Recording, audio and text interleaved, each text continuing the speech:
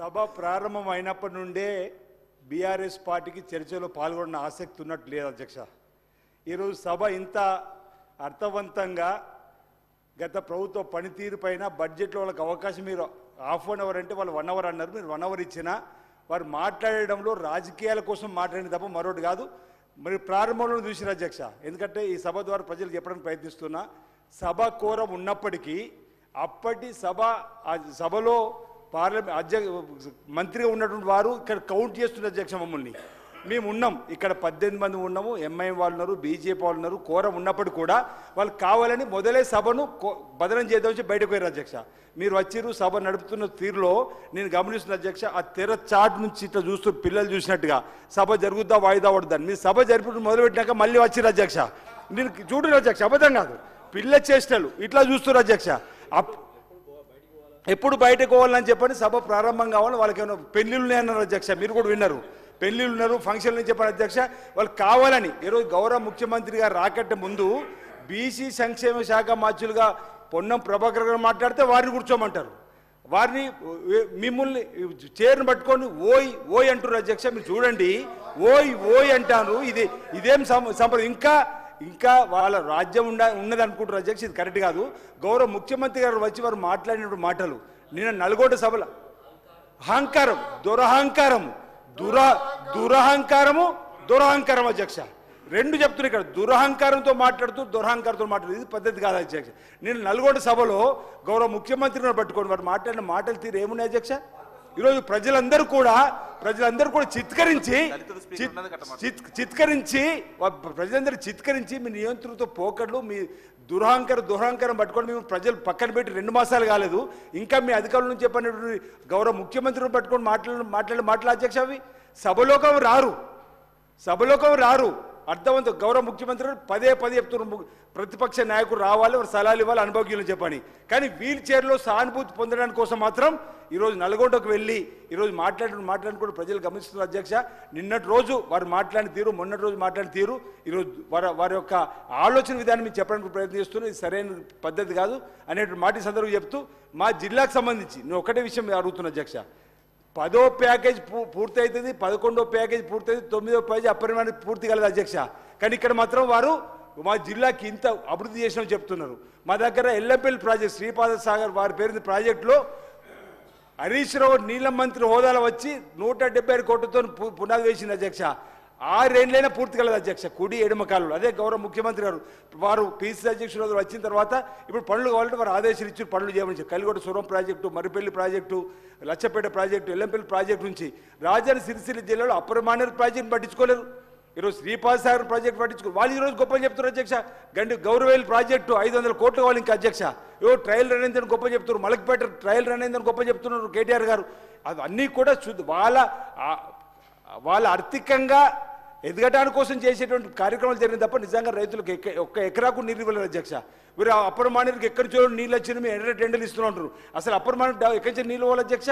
ఇక మలక్పేట నుంచి పైకి వెళ్ళాలి. కానీ ముఖ్య ఎక్కడ ఉందంటే ఇలా ఉందన్నట్టు 10వ ప్యాకేజ్ 11వ ప్యాకేజీ మేము నీళ్ళు ఇచ్చిన చెప్పి గొప్ప చెప్తున్నారు అధ్యక్ష. ఈయన అసమర్థత వల్ల 9వ ప్యాకేజీ అప్పర్ మానేరు ఎందుకు పూర్తి కాలం సమానం చెప్పాలి? ఎల్లంపల్లి ప్రాజెక్టు ద్వారా వేరే నియోజకవర్గం నీళ్ళు ఇవ్వడంలో ఎందుకు విఫలమని చెప్పాలి? ఈరోజు బలహీన వర్గాల మంత్రిని పట్టుకొని, గౌరవ ముఖ్యమంత్రిని పట్టుకొని ఈ విధంగా వీళ్ళు మాట్లాడిన మాటలు సరైనది కాదు. అసలు వాళ్ళకి ఈరోజు చర్చలో పాల్గొనాలన్న ఆసక్తి ఉన్నట్టు కూడా మనకు కనిపిస్తుంది. మొదటి కోరం ఉన్నప్పుడు కూడా వాళ్ళు చేసినటువంటిది. దీన్ని మేము ఈరోజు వారి యొక్క ఆలోచన విధానం దయచేసి ప్రజలు గమనించాలని చెప్పి సందర్భం కోరుతున్నాం. ఈరోజు పెద్దలు రాజగోపాల్ రెడ్డి గారు నిన్ననే వారు రెచ్చగొట్టే విధంగా మాట్లాడినారు. ఈరోజు వారు మాట్లాడితే వారిని అంటే ఎవరు మాట్లాడినా ఎదురుదాడి చేసేటువంటి సంస్కృతి ఇది సరైనది కాదని మాట సందర్భంగా తెలియజేస్తున్నాను అధ్యక్ష. లక్ష్మణ్ గారు, విప్ లక్ష్మణ్ గారు.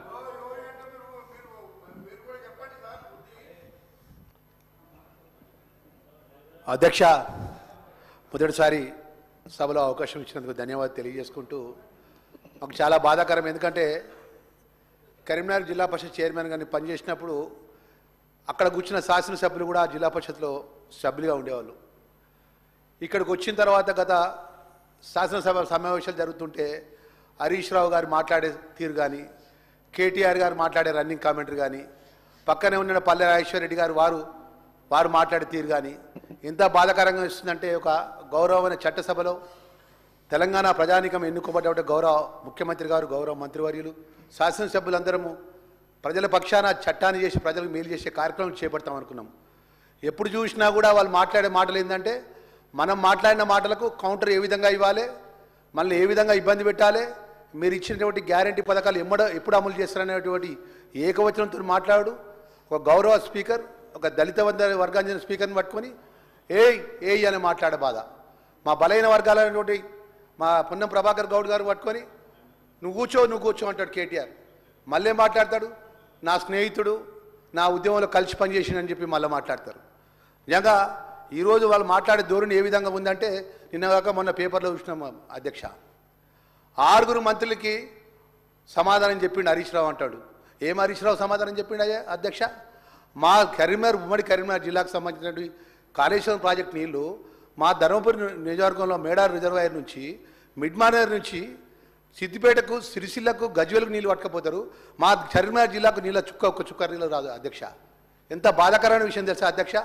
వెనుకట శ్రీరామ్ సాగర్ ప్రాజెక్టు సంబంధించిన జవహర్లాల్ శ్రీరామ్ సాగర్ ప్రాజెక్టు ద్వారా మా కరీంనగర్ జిల్లాకు నీళ్ళు వస్తాయి.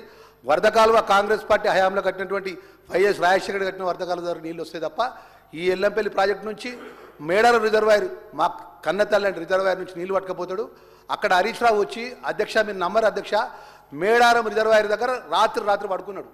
పడుకొని మా ధర్మపురి నియోజకవర్గం 6 మండలాల రైతాంగం అంతా కూడా పెద్ద ఎత్తున ఉద్యమం చేస్తే ఏమని మాట్లాడిందంటే ఇక్కడ మేము ధర్మపురి నియోజకవర్గానికి రిజర్వాయర్ ఏర్పాటు చేస్తాము, అది పత్తిపాక రిజర్వాయర్ అని పేరు పెడుతున్నాం దానికి అని చెప్పి అక్కడ పల్లెనింత్ర చేసిన అధ్యక్ష ఒక దొరగారింట్ల ఎక్స్పోర్ట్స్, ఐటీ ఎక్స్పోర్ట్స్ పార్టీ అధిష్టానం ముఖ్యమంత్రి గారు నిర్ణయం తీసుకుంటారు.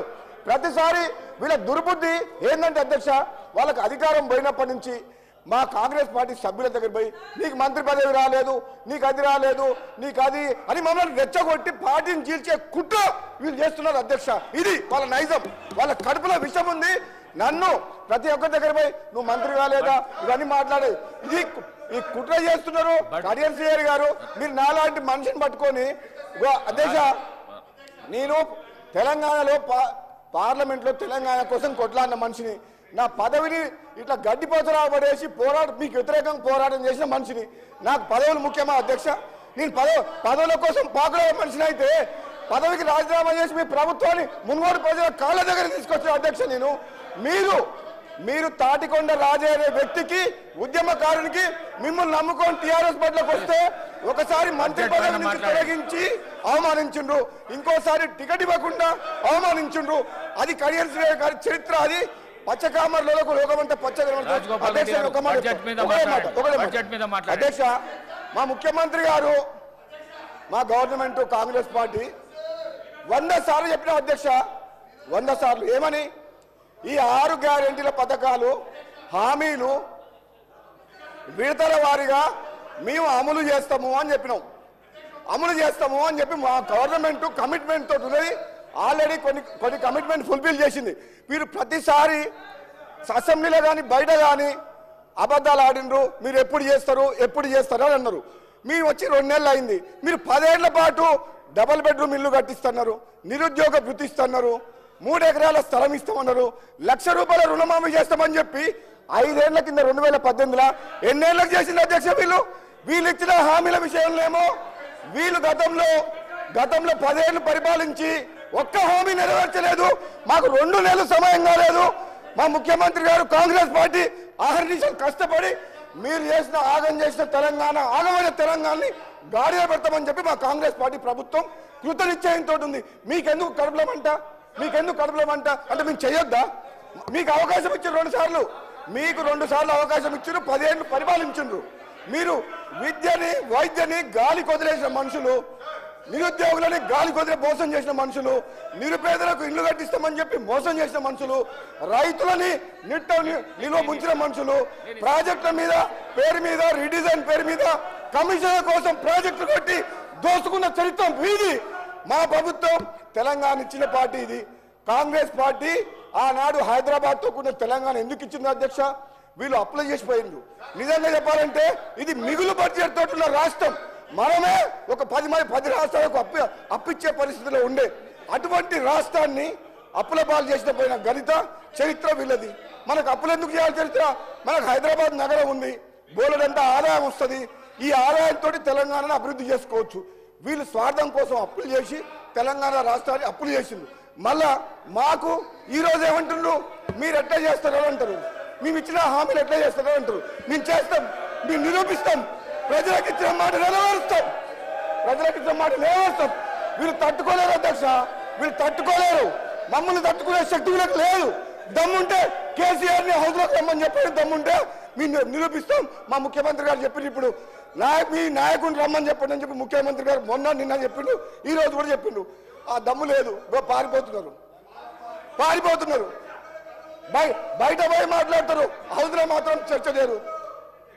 ఈ రోజు మా ముఖ్యమంత్రి గారి నాయకత్వంలో ఈ రోజు మేము అందరం కూడా కమిట్మెంట్ తోటి పనిచేస్తున్నాం. ఒక శ్వేతపత్రం ఆర్థిక పరిస్థితి మీద శ్వేతపత్రం ఇచ్చినాం. కృష్ణా వాటర్ దోపిడీ మీద చర్చ చేసి ప్రజెంటేషన్ ఇచ్చినాం. గోదావరిలో మోసం జరుగుతుంది, మేడిగడ్డకు ముఖ్యమంత్రి గారి నాయకత్వంలో అందరం పోయి చూసి వచ్చినాం. అది జీర్ణించుకోలేక ఇవన్నీ వాళ్ళు చేసే తప్పుల్ని ప్రజలకు తేట తెల్లంగా కళ్ళ కట్టేటట్టు చూపిస్తున్నాం. కాబట్టి అది తట్టుకోలేక ఈ విధంగా మాకు వ్యక్తిగతంగా విమర్శలు చేస్తున్నారు అధ్యక్ష. నేను ఈరోజు చెప్తున్నా, మళ్ళీ వీళ్ళ ఆటలు సాగవు. ఏనాడైతే బీఆర్ఎస్ మార్చిండ్రో అప్పుడే వాళ్ళ పని అయిపోయింది. వాళ్ళు బతుకు తెరువు కోసం, అధికారం కోసం, స్వార్థం కోసం పనిచేసే వ్యక్తులు. ఆనాడు తెలంగాణ సెంటిమెంట్ రెచ్చగొట్టి రేవంత్ రెడ్డి గారు అన్నారు, నిన్న అమాయకులను చంపి పిల్లల్ని చంపిన పాపం మీకు ఉసురు తగులుతుందని చెప్పి వాళ్ళ కుటుంబం లక్షల కోట్లు దోసుకుంది అధ్యక్ష. ఆ పాపం ఎవరో త్యాగం చేస్తే త్యాగాల పునాదం మీద ఏర్పడ్డ తెలంగాణలో ఒక కుటుంబం బాగుపడి లక్షల కోట్లు దోసుకున్న చరిత్ర వాళ్ళది. అది తెలంగాణ ప్రజలు 2 సార్లు తప్పు చేసినామని గమనించి ఈరోజు గ్రహించి మళ్ళీ తెలంగాణ ఇచ్చిన కాంగ్రెస్ పార్టీకి పట్టం కట్టిన అధ్యక్ష. ఇది పేదల ప్రభుత్వం, పేదల రాజ్యం, పేదల కోసం పనిచేస్తుంది. ఈరోజు మమ్మల్ని మా లోపల చీలిక తీసుకొచ్చి నన్ను రెచ్చగొడతారు, నీకేం కాలేదా అంటారు, ఇంకోటి దగ్గర పోతారు, నీకేం రాలేదా అంటారు. ఎంతసేపు మనం చీల్చి మళ్ళీ అధికారం రావాలని కుట్ర చేస్తారు అధ్యక్ష. కానీ వాళ్ళ పప్పులు ఉడుకోవు. మేము కాంగ్రెస్ పార్టీ ఈరోజు మా ముఖ్యమంత్రి గారి నాయకత్వంలో అందరం కలిసికట్టుగా ఐకమత్యంతో తెలంగాణ ప్రజల కోసం పనిచేసిన తప్పితే పదవుల కోసం పాకులాడే మనుషులం కాదు అధ్యక్ష. థ్యాంక్ యూ అధ్యక్ష.